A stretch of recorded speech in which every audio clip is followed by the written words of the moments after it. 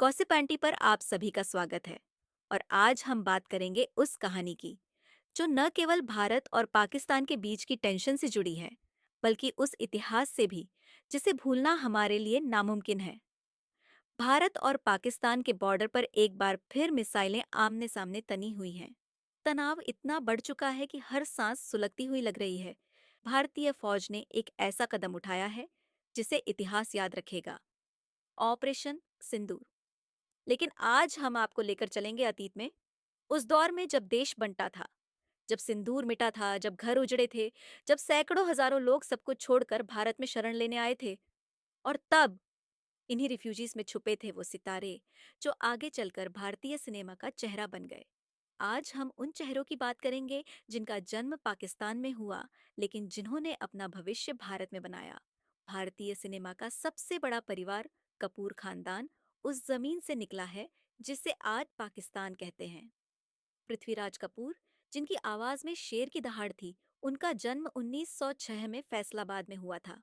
उनके बेटे राज कपूर, जिन्हें शोमैन कहा जाता है, 1924 में पेशावर में जन्मे। सिर्फ कपूर नहीं, वही पेशावर जिसने हमें दिया दिलीप कुमार। जी हाँ, बॉलीवुड के ट्रेजेडी किंग दिलीप साहब का जन्म भी 1922 में पेशावर में हुआ था। और फिर आए राजेंद्र कुमार, जिन्हें जुबली कुमार कहा जाता था। इनका जन्म सियालकोट में हुआ। मेरा तो ये कहना है कि फिल्में सिर्फ कैमरे और एक्टिंग से नहीं बनती, वे इतिहास से भी बनती हैं।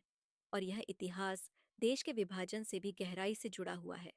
लाहौर की मिट्टी ने कई रत्न दिए। बी आर चोपड़ा, उनके भाई यश चोपड़ा और धर्म चोपड़ा, तीनों का जन्म लाहौर में हुआ। फिर तीनों ने भारत आकर हिंदी सिनेमा में झंडे गाड़ दिए। बी आर चोपड़ा, जिन्होंने नया दौर, कानून जैसी फिल्में दी। यश चोपड़ा, जो रोमांस के किंग माने गए, दीवार से लेकर दिल तो पागल है तक। इन दोनों भाइयों को भारत सरकार ने दादा साहेब फाल्के पुरस्कार से सम्मानित किया। अब बात करते हैं संगीत की, वो संगीत जो दिल को छू जाए। रोशन, जिनका जन्म 1917 में गुजरनवाला में हुआ, आगे चलकर उनके बेटे राकेश रोशन और पोते ऋतिक रोशन भी बॉलीवुड में चमके। और फिर है साहिर लुधियानवी, जिनकी शायरी आज भी हर महफिल में गूंजती है। 1941 में लाहौर में जन्मे और भारत में आकर बन गए उर्दू कविता के बेताज बादशाह।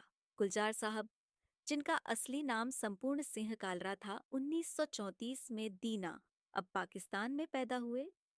मुंबई आकर उन्होंने एक गैराज में काम किया और फिर आए फिल्मों में। आज वे भारत के ऑस्कर विजेता गीतकार हैं। और शेखर कपूर, वो भी पाकिस्तान से आए रिफ्यूजी रहे। बैंडिट क्वीन जैसी फिल्म बनाकर पूरी दुनिया में छा गए।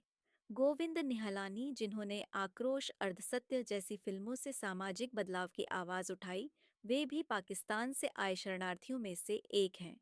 सुनील दत्त, यानी संजय दत्त के पिता, जिनका जन्म झेलम में हुआ था। विनोद खन्ना भी पेशावर में जन्मे और बॉलीवुड में अपने करियर का सूरज उगाया।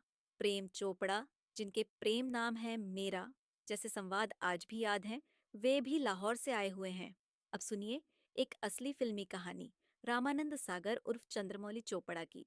1947 में जब देश आजाद हुआ और कश्मीर में पाकिस्तान की घेराबंदी हो रही थी, तब दिल्ली से भेजे गए 3 फाइटर प्लेन में से एक में रामानंद सागर भारत लाए गए थे। 28 अगस्त 1947 रात के 2 बजे। यह वही पल था जब भारत और पाकिस्तान पहली बार आमने सामने खड़े थे। और तभी रामानंद सागर अपनी जिंदगी की सबसे रोमांचक यात्रा करके भारत आए। फिर उन्होंने वो कर दिखाया जो कोई सोच भी नहीं सकता था। रामायण बनाकर हर घर में भगवान का नाम पहुंचाया। तो दोस्तों, ये है वह इतिहास जिसे जानना हमारे लिए जरूरी है। आज जब बॉर्डर पर मिसाइलें तनती हैं और ऑपरेशन सिंदूर जैसे एक्शन लिए जाते हैं, तो ये सिर्फ सैनिक कार्रवाई नहीं होती, ये उस इतिहास की पुकार होती है जिसमें दर्द भी है, गर्व भी।